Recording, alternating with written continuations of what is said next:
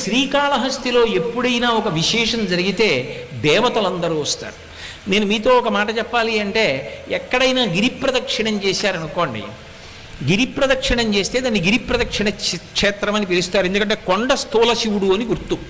కొండ స్థూల శివుడుగా ఉన్నాడని ప్రమాణం ఉంటేనే గిరి ప్రదక్షిణం, అంతేగాని కొండకి దారి ఉందని చేయకూడదు. ఆ కొండ స్థూల శివుడని ప్రమాణం ఉన్నదా ఎక్కడైనా పురాణంలో? ఈ కొండంతా శివుడే అని చెప్పవచ్చా? చెయ్యొచ్చు. అరుణాచలం స్థూల శివుడు, గిరి ప్రదక్షిణం ఉంది. శ్రీకాళహస్తి స్థూల శివుడు, గిరి ప్రదక్షిణం చెయ్యొచ్చు.